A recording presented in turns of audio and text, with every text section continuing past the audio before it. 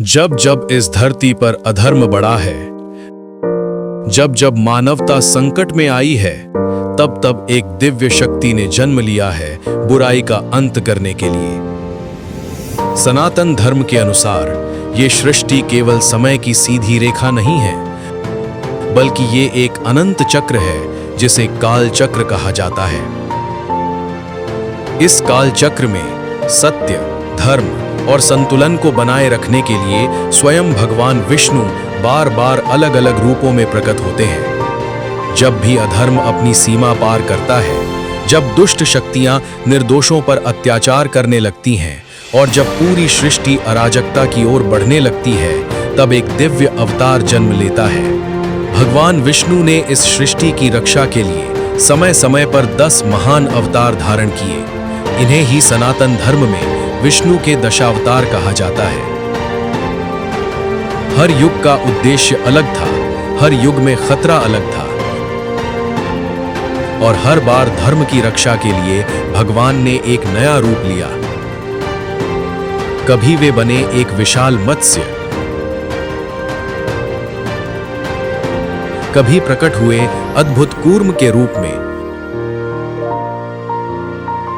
तो कभी पृथ्वी को बचाने के लिए उन्होंने लिया वराह अवतार, तो कभी अधर्म का अंत करने के लिए प्रकट हुए नरसिंह। लेकिन ये केवल एक कथा नहीं है, ये उस महान सत्य की कहानी है जो बताती है कि जब भी संसार में अंधकार बढ़ता है, तब प्रकाश अवश्य जन्म लेता है। आज हम जानेंगे भगवान विष्णु के उन 10 दिव्य अवतारों की अद्भुत कथा, जिन्होंने हर युग में सृष्टि को विनाश से बचाया। तो आइए समय के इस अद्भुत सफर की शुरुआत करते हैं भगवान विष्णु के पहले अवतार मत्स्य अवतार से। सत्य युग में भगवान विष्णु का पहला अवतार हुआ मत्स्य अवतार। उस समय सृष्टि पर एक भयानक महाप्रलय आने वाली थी, जो पूरी पृथ्वी को जल में डुबो देने वाली थी। इसी समय भगवान विष्णु एक दिव्य मछली के रूप में प्रकट हुए और राजा सत्यव्रत, जिन्हें बाद में मनु कहा गया, उन्हें आने वाले संकट के बारे में चेतावनी दी। भगवान ने मनु से कहा कि वे एक विशाल नौका तैयार करें और उसमें मानव जाति, वेदों के ज्ञान और सभी जीव जंतुओं के बीजों को सुरक्षित रखें। जब प्रलय का समय आया और चारों ओर केवल जल ही जल दिखाई देने लगा, तब वही दिव्य मत्स्य प्रकट हुए और उस नौका को सुरक्षित मार्ग दिखाते हुए नई सृष्टि की ओर ले गए। वैज्ञानिक दृष्टि से देखें तो पृथ्वी पर जीवन की शुरुआत भी जल से ही मानी जाती है, और इसी कारण मत्स्य अवतार सृष्टि के प्रारंभ और जीवन के उद्गम का एक गहरा प्रतीक माना जाता है। भगवान विष्णु का दूसरा अवतार था कूर्म अवतार, अर्थात एक विशाल कछुए का रूप। ये अवतार उस समय प्रकट हुआ जब देवता और असुर समुद्र मंथन कर रहे थे ताकि अमृत प्राप्त किया जा सके। मंथन के लिए मंदराचल पर्वत को मथानी बनाया गया, लेकिन जैसे ही मंथन शुरू हुआ, वे विशाल पर्वत समुद्र में डूबने लगा। तब भगवान विष्णु ने एक विशाल कछुए का रूप धारण किया और मंदराचल पर्वत को अपनी मजबूत पीठ पर संभाल लिया। उनके सहारे ही समुद्र मंथन पूरा हो सका और अनेक दिव्य रत्नों के साथ अंत में अमृत भी प्रकट हुआ।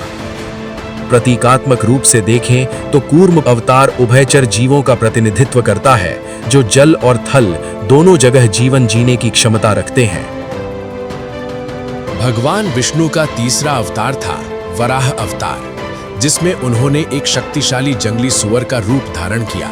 उस समय दैत्य हिरण्याक्ष ने पृथ्वी को उठाकर समुद्र की गहराइयों में छुपा दिया था।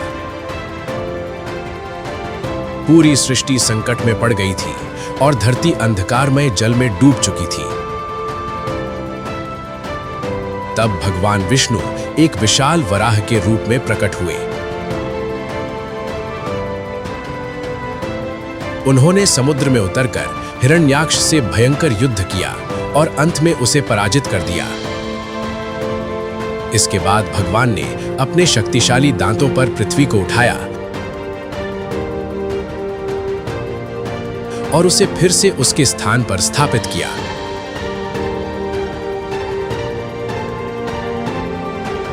प्रतीकात्मक रूप से वराह अवतार उन जीवों का प्रतिनिधित्व करता है जो जल से निकलकर पूरी तरह धरती पर रहने लगे थे और जिन्होंने पृथ्वी पर जीवन के नए अध्याय की शुरुआत की। भगवान विष्णु का चौथा अवतार था नरसिंह अवतार, जो न पूरी तरह जानवर थे न ही पूरी तरह इंसान। उस समय दैत्य राजा हिरण्यकश्यप अपने अहंकार में इतना डूब चुका था कि वह स्वयं को ही भगवान मानने लगा था, लेकिन उसका पुत्र प्रहलाद भगवान विष्णु का महान भक्त था।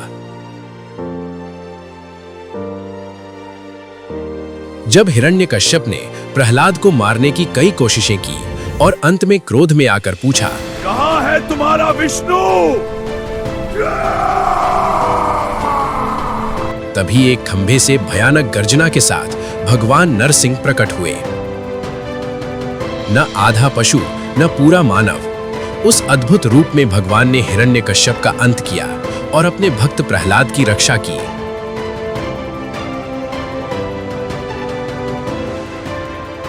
प्रतीकात्मक रूप से नरसिंह अवतार उस संक्रमण काल को दर्शाता है जब मानव ने औजारों और शस्त्रों का उपयोग करना सीखा और समाज की रक्षा के लिए संगठित शक्ति का प्रयोग करना शुरू किया।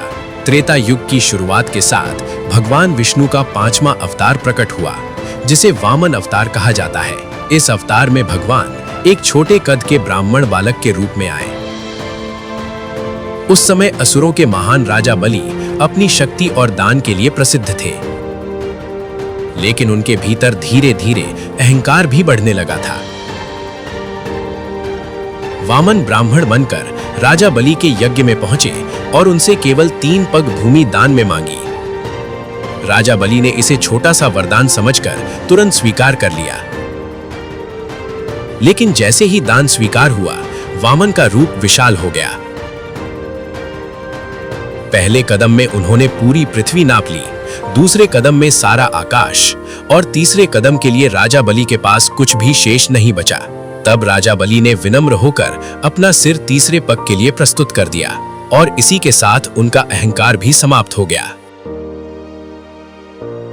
प्रतीकात्मक रूप से वामन अवतार प्रारंभिक मानव यानी होमो सेपियंस के विकास का प्रतीक माना जाता है। भगवान विष्णु का छठा अवतार था परशुराम। वे एक अद्भुत रूप थे, जहां ब्राह्मण का ज्ञान और योद्धा की शक्ति दोनों एक साथ दिखाई देते हैं। उस समय कई क्षत्रिय राजा अपनी शक्ति के घमंड में धर्म और न्याय को भूल चुके थे। वे प्रजा पर अत्याचार करने लगे थे और अधर्म तेजी से फैलने लगा था। तब भगवान विष्णु परशुराम के रूप में प्रकट हुए। अपने हाथ में दिव्य परशु यानी फरसा लेकर उन्होंने उन अधर्मी और अहंकारी राजाओं का अंत किया और समाज में फिर से धर्म और न्याय की स्थापना की। प्रतीकात्मक रूप से परशुराम अवतार उस युग को दर्शाता है जब मानव ने औजारों और शस्त्रों का उपयोग करना सीखा और समाज की रक्षा के लिए संगठित शक्ति का प्रयोग करना शुरू किया। भगवान विष्णु का 7वां अवतार है श्री राम। उन्हें सनातन धर्म में मर्यादा पुरुषोत्तम कहा जाता है। श्री राम केवल एक राजा नहीं थे, वे आदर्श पुत्र, आदर्श भाई, आदर्श पति और आदर्श शासक के प्रतीक थे। जब रावण का अत्याचार और अधर्म बढ़ने लगा, तब भगवान विष्णु ने अयोध्या के राजा दशरथ के घर राम के रूप में जन्म लिया। अपने जीवन में उन्होंने हर परिस्थिति में धर्म, सत्य और मर्यादा का पालन किया। चाहे 14 वर्षों का वनवास हो या रावण के साथ महान युद्ध, श्री राम ने हमेशा न्याय और धर्म का मार्ग चुना। राम अवतार हमें यह सिखाता है कि एक आदर्श समाज, राज्य और परिवार कैसे स्थापित किया जाता है और कैसे जीवन को मर्यादा और नैतिकता के साथ जिया जाता है। भगवान विष्णु का 8वां अवतार है श्री कृष्ण, जो द्वापर युग के सबसे महान नायक माने जाते हैं। श्री कृष्ण के व्यक्तित्व में कर्म, नीति, राजनीति और प्रेम सभी का अद्भुत संगम दिखाई देता है। मथुरा में जन्म लेकर उन्होंने बचपन से ही अधर्म और अत्याचार के विरुद्ध संघर्ष किया। चाहे कंस का अंत हो या महाभारत के युद्ध में धर्म की स्थापना, हर बार श्री कृष्ण ने सत्य का साथ दिया। महाभारत के युद्ध के समय उन्होंने अर्जुन को भगवद गीता का दिव्य ज्ञान दिया, जिसमें कर्म, धर्म और जीवन का गहरा रहस्य बताया गया है। कृष्ण अवतार हमें यह सिखाता है कि जीवन में कर्तव्य निभाना, धर्म के लिए खड़ा होना और प्रेम तथा बुद्धि के साथ जीवन जीना ही सच्ची पूर्णता है। भगवान विष्णु का 9वां अवतार अधिकांश परंपराओं में भगवान बुद्ध को माना जाता है। हालांकि कुछ पुराणों में इस स्थान पर बलराम का भी उल्लेख मिलता है। जब संसार में हिंसा, क्रोध और अज्ञान बढ़ने लगा, तब बुद्ध ने लोगों को शांति, करुणा और अहिंसा का मार्ग दिखाया। उन्होंने सिखाया कि सच्चा धर्म केवल पूजा या अनुष्ठान में नहीं, बल्कि दया, संयम और जागरूकता में है। बुद्ध का संदेश था कि मनुष्य की सबसे बड़ी जीत दूसरों को हराने में नहीं, बल्कि खुद पर विजय पाने में है। इसीलिए बुद्ध अवतार मानवता, शांति और आत्मज्ञान का महान प्रतीक माना जाता है। भगवान विष्णु का 10वां और अंतिम अवतार है कल्कि अवतार, जो अभी तक प्रकट नहीं हुआ है। पुराणों के अनुसार जब कलयुग में अधर्म, पाप और अन्याय अपनी चरम सीमा पर पहुंच जाएंगे, जब सत्य और धर्म लगभग समाप्त हो जाएंगे और संसार अंधकार में डूबने लगेगा, तब भगवान विष्णु कल्कि के रूप में अवतरित होंगे। कहा जाता है कि वे एक सफेद घोड़े पर सवार होकर हाथ में दिव्य तलवार लेकर इस संसार में प्रकट होंगे और अधर्म का अंत करेंगे।